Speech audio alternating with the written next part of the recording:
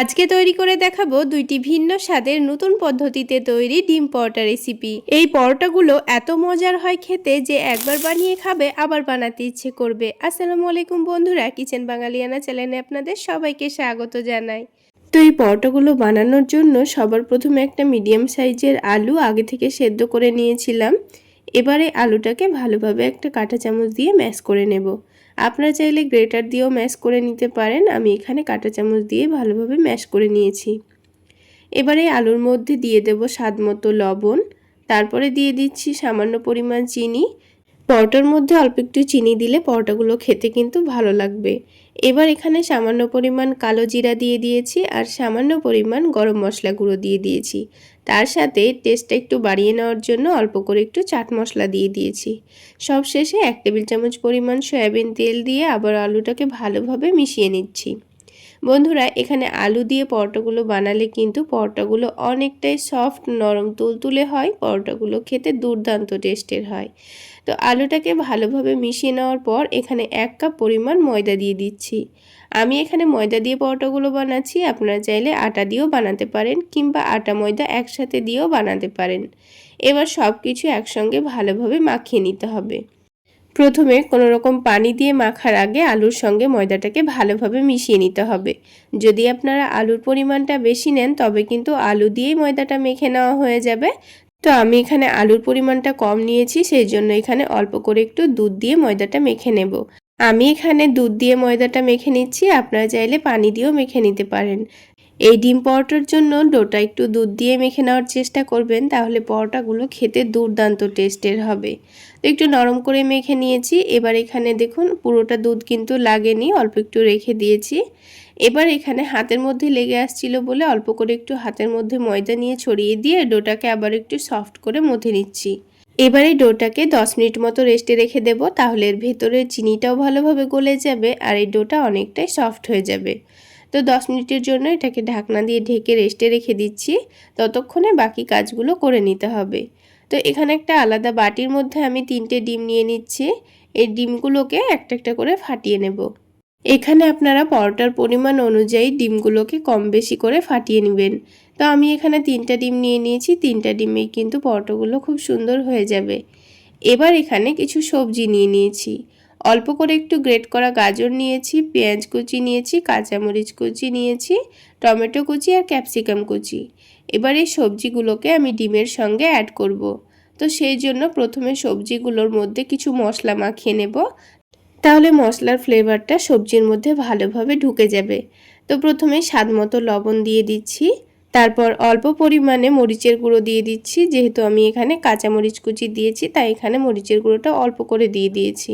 হালকা একটু কালারের জন্য সামান্য পরিমাণ হলুদের গুঁড়ো দিয়েছি, অল্প একটু জিরা গুঁড়ো দিয়েছি আর অল্প একটু চাট মশলা দিয়ে দিয়েছি। এবার সব কিছু মশলাগুলোকে সবজির সঙ্গে ভালোভাবে একটু মাখিয়ে নিতে হবে। হাত দিয়ে একটু চেপে চেপে মাখিয়ে নিয়ে সবজিগুলোকে অনেকটাই নরম করে নিয়েছি। এবার এই নরম সবজিটাকে আমাদের ডিমের সঙ্গে অ্যাড করে দিয়ে ভালোভাবে ফেটিয়ে নিতে হবে, তাহলে দেখবেন পরোটাগুলো খেতে দুর্দান্ত লাগবে। অনেক বাচ্চারাই আছে দেখবেন যারা সবজি খেতে একেবারেই পছন্দ করে না, তাদের এইভাবে ডিমের সঙ্গে সবজি অ্যাড করে কিন্তু পরোটা বানিয়ে দিতে পারেন। দেখবেন বুঝতেই পারবে না, পরোটাও খাওয়া হয়ে যাবে আবার সবজিও খাওয়া হয়ে যাবে। আলাদা করে সবজি করার কোনো দরকার নেই, ঝটপট পরোটাগুলো বানিয়ে খেয়ে নিতে পারবেন। তো এবারে ডিমের মিশ্রণটা এখন এক সাইডে রেখে দিচ্ছি আর আলাদা একটা প্লেটের মধ্যে 2 টেবিল চামচ পরিমাণ কর্নফ্লাওয়ার নিয়ে নিয়েছি। তার সাথেই 4 টেবিল চামচ পরিমাণ সয়াবিন তেল দিয়ে দিচ্ছি। এবার এই কর্নফ্লাওয়ার আর তেলটাকে একটু ভালোভাবে মিশিয়ে নেব। তো দেখুন খুব ভালোভাবে মিশিয়ে নিয়েছি আর একটা পাতলা ব্যাটার তৈরি হয়ে গেছে। এবারে ব্যাটারটাকে আমাদের এখন এক সাইডে রেখে দিতে হবে, দিয়ে আমি আপনাদের পরোটাগুলো তৈরি করে দেখিয়ে দিচ্ছি। আর এই ডোটা কিন্তু 10 মিনিট রেস্টে রাখার জন্য কিন্তু আগের থেকে অনেকটাই নরম হয়ে গেছে। তো ডোটা হাতের মধ্যে লেগে আসছিল বলে অল্প একটু হাতের মধ্যে ময়দা নিয়ে ডোটাকে আবার একটু ভালোভাবে মথে নিয়েছি। তো ভালোভাবে মথে নেওয়ার পর ডোটা থেকে আমি পছন্দ মতো কয়েকটা লেচি কেটে নিচ্ছি। আপনারা লেচিগুলো ছোট অথবা বড় করেও কেটে নিতে পারেন।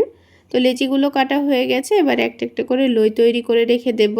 সবগুলো লই তৈরি করা হয়ে গেলে আমি আপনাদের পরোটাগুলো তৈরি করে দেখিয়ে দিচ্ছি। এবার যে লইটা প্রথমে আমি তৈরি করেছিলাম সেটাই প্রথমে বেলে নেব।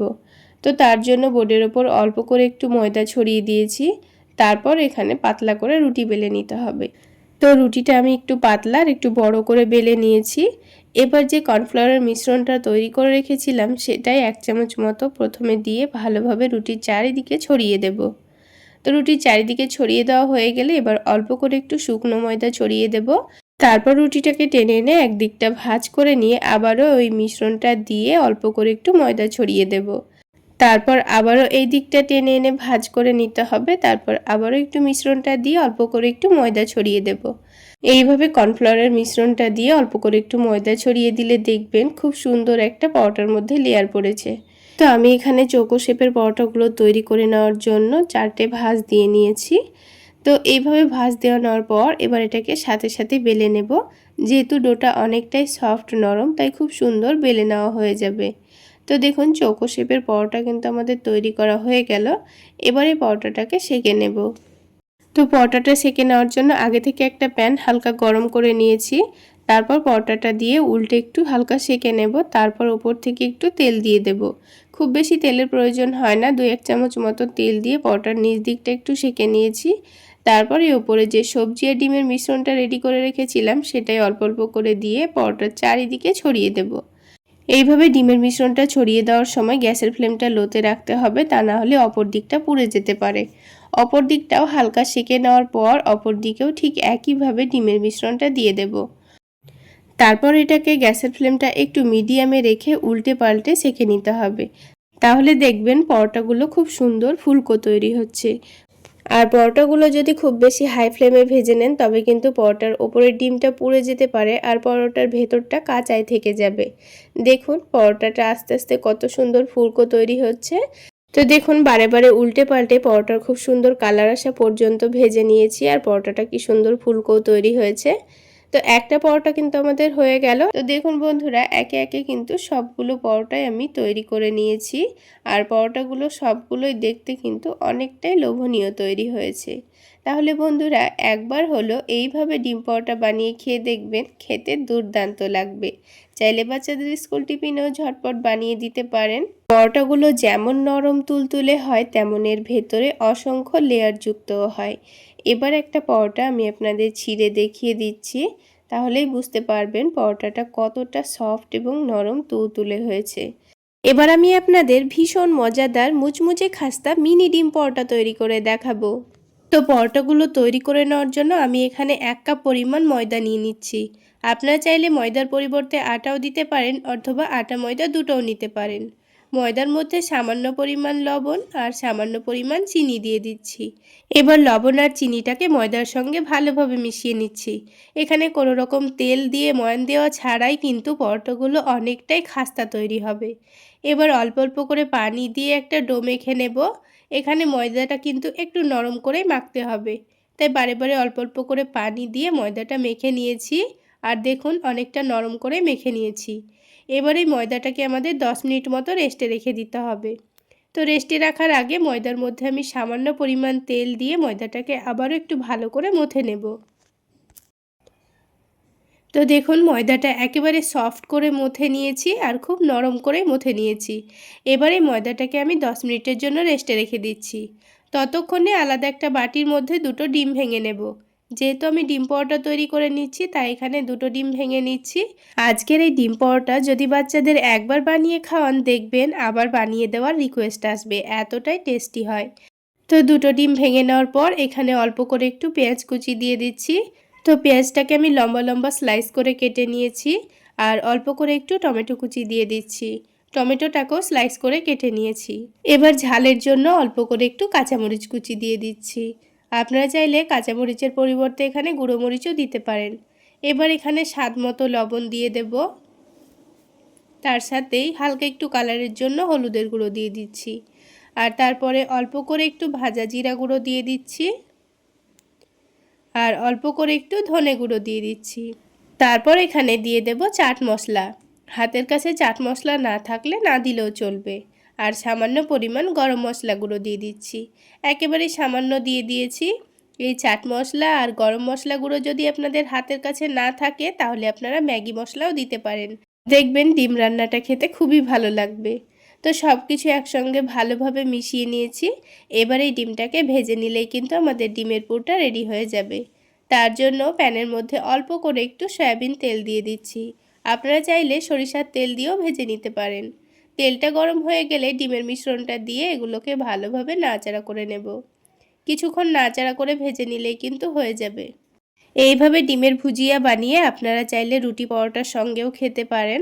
তবে এইভাবে ডিমের ভুজিয়া বানিয়ে আপনারা ডিম পরোটার সঙ্গে ভেতরে পুর হিসাবেও ব্যবহার করতে পারেন, দেখবেন খেতে খুবই ভালো লাগে। তো দেখুন কিছুক্ষণ নাড়াচাড়া করে একেবারে কুচি করে ডিমটাকে খুব সুন্দর কালার আসা পর্যন্ত ভেজে নিয়েছি। তো এইভাবে ডিমের ভুজিয়াটা তৈরি করে নিয়ে এবার এটাকে আমি একটা বাটির মধ্যে তুলে রেখে দেব। তো ডিম রান্নাটা ঠান্ডা হতে থাক। এদিকে 10 মিনিট হয়ে গেছে আর ডোটা কিন্তু আগের থেকে অনেকটাই সফট আর নরম হয়ে গেছে। তো ডোটাকে আবার একটু ভালোভাবে মেখে নিচ্ছি। তো বন্ধুরা এখানে একটা লেচি নিয়ে এটাকে আমি যতটা সম্ভব পাতলা করে বেলে নেব। অল্প করে একটু ময়দা ছড়িয়ে দিয়ে খুবই পাতলা করে বেলে নিয়েছি। দেখে নিশ্চয়ই বুঝতে পারছেন আমি পরোটাটা খুব পাতলা করে বেলে নিয়েছি। এবার এই রুটিটার ওপরে অল্প করে একটু সয়াবিন তেল দিয়ে দিচ্ছি। তেলটাকে রুটির চারিদিকে ভালোভাবে মাখিয়ে নিচ্ছি। আপনারা চাইলে তেলের পরিবর্তে এখানে ঘিও মাখিয়ে নিতে পারেন। এবার ওপর থেকে অল্প করে একটু কর্নফ্লাওয়ার ছড়িয়ে দিচ্ছি। আপনাদের হাতের কাছে কর্নফ্লাওয়ার না থাকলে ময়দাও ছড়িয়ে দিতে পারেন। এইভাবে করে একটু লেচিটাকে তৈরি করে নেব, তাহলে কিন্তু পরোটার মধ্যে খুব সুন্দর একটা লেয়ার পড়বে। আর সেই জন্য এইভাবে করে একটু ভাঁজ করে নিচ্ছি। তো দুই দিকে দুটো ভাঁজ করে নেওয়ার পর ওপরে আবারও একটু তেল মাখিয়ে কর্নফ্লাওয়ার ছড়িয়ে দিয়েছি। এবার নিচের দিকটাও ভাঁজ করে নেব। তো ভাঁজ করে নেওয়া খুবই সহজ, আপনারা দেখে নিশ্চয়ই বুঝতে পারছেন আমি কাজটা কিভাবে করে নিচ্ছি। তো পরোটার জন্য কিন্তু আমাদের একটা লেচি তৈরি হয়ে গেল। ঠিক একইভাবে সবগুলো লেচি তৈরি করে রেখে দিতে হবে। এইভাবে লেচিগুলো রেডি করে দিয়ে অন্তত 5 মিনিট মতো রেস্টে রেখে দিতে হবে। আর 5 মিনিটের মধ্যেই কিন্তু এই লেচিগুলো আরও অনেকটাই সফট এবং নরম হয়ে যাবে। তো 5 মিনিট পর এবার আমি আপনাদের পরোটাগুলো বেলে দেখিয়ে দিচ্ছি। তো এখানে যেহেতু চৌকো শেপের লেচিটা তৈরি করে নিয়েছি, তাই পরোটাটাও আমি চৌকো শেপেরই তৈরি করে নেব। যতটা সম্ভব পাতলা করে বেলতে পারবেন তত পাতলা করেই তৈরি করে নিতে হবে, তাহলে পরোটাগুলো ভাজার পর কিন্তু একটুও ভেতর কাঁচা কাঁচা ভাব মনে হবে না। তাই একেবারে পাতলা করে রুটিটা বেলে নিচ্ছি। তো দেখুন আমি খুবই পাতলা করে বেলে নিয়েছি, আর অবশ্যই পাতলা করে বেলারই চেষ্টা করবেন। তো দেখুন বন্ধুরা রুটিটাকে আমি অনেকটা বড় আর অনেকটাই পাতলা করে বেলে নিয়েছি। আপনারা দেখে নিশ্চয়ই বুঝতে পারছেন। এবার আমি পরোটাগুলো কিভাবে তৈরি করে নিচ্ছি আপনাদের দেখিয়ে দিই। তো রুটির এক সাইডে আমি লম্বা করে অল্প করে ডিমের পুরটা দিয়ে দিচ্ছি। আমি এখানে ডিমের পুর দিয়েছি, আপনারা চাইলে আলু কিংবা মাংসের পুরও দিতে পারেন। তো লম্বা করে দেওয়া হয়ে গেছে, এবার আমি এটাকে ভাঁজ করে নেব। তো রুটির একদিকটা টেনে এনে এইভাবে করে একটু ভাঁজ করে চেপে দিচ্ছি, দিয়ে ডিমের পুরটা ভালোভাবে ঢেকে দিয়েছি। তো দেখুন ঢেকে দেওয়া হয়ে গেছে, এবার এই রুটিটাকে রোল করে নেব। তো এটাকে আলতো হাতে এইভাবে টেনে টেনে রোল করে নিচ্ছি। দেখুন খুব সুন্দর একটা রোল হয়ে গেল। তো রোল করে নেওয়ার পর দুই দিকটা এরকম চেপে দিতে হবে যেন ডিমের পুরটা বাইরে না বেরিয়ে যায়। এবার দেখুন পরোটাটা কিভাবে তৈরি করে নিচ্ছি। এবার এটাকে গোল গোল করে রোল করে নিতে হবে। তো দেখুন বন্ধুরা আমি কিভাবে কাজটা করে নিচ্ছি। এইভাবে করে একবার হলো পরোটা বানিয়ে খেয়ে দেখবেন, দেখতে যেমন লোভনীয় হয় খেতেও কিন্তু দুর্দান্ত টেস্টের হয়। তো একটা পরোটা কিন্তু আমাদের তৈরি করা হয়ে গেল। তো পরোটাগুলো ভেজে নেওয়ার জন্য প্যানের মধ্যে পরিমাণ মতো তেল দিয়ে দিয়েছি। তেলটা হালকা গরম করে নিয়ে এখানে 3টে মতো পরোটা দিয়ে দিচ্ছি। তো প্যানের মধ্যে যতটা পরোটা ধরবে ততটা দিয়ে ভেজে নিতে হবে। নিচের দিকটা হালকা একটু ভাজা হলে উল্টে দিয়েছি। এই পরোটাগুলোকে গ্যাসের ফ্লেমটা মিডিয়াম টু লোতে রেখে একটু সময় নিয়ে উল্টে পাল্টে ভেজে নেবেন, তাহলে পরোটাগুলো ভেতর পর্যন্ত খুব সুন্দর ভাজা ভাজা হবে আর অনেকটা ক্রিস্পিও হবে, খুব সুন্দর মুচমুচেও তৈরি হবে। তো পরোটাগুলোর দেখুন খুব সুন্দর কালার চলে এসছে। এবার তেলটা ঝরিয়ে নিয়ে পরোটাগুলোকে তুলে নিচ্ছি। বাকি পরোটাগুলোও ঠিক একইভাবে ভেজে নেব। তো দেখুন বন্ধুরা সবগুলো মিনি ডিম পরোটা কিন্তু আমার তৈরি করা হয়ে গেল। এবার এই ডিম পরোটাগুলোকে আমি আপনাদের একটা ভেঙে দেখিয়ে দিচ্ছি কতটা খাস্তা এবং কতটা মুচমুচে তৈরি হয়েছে, আর ভেতর পর্যন্ত খুব সুন্দর ভাজাও হয়েছে। আওয়াজ শুনেই বুঝতে পারছেন পরোটাগুলো কতটা খাস্তা মুচমুচে তৈরি হয়েছে। তাহলে বন্ধুরা আজকে এই পর্যন্তই। সকলে অনেক বেশি ভালো থাকবেন, সুস্থ থাকবেন। দেখা হচ্ছে আরও একটি নতুন রেসিপি নিয়ে নেক্সট এপিসোডে।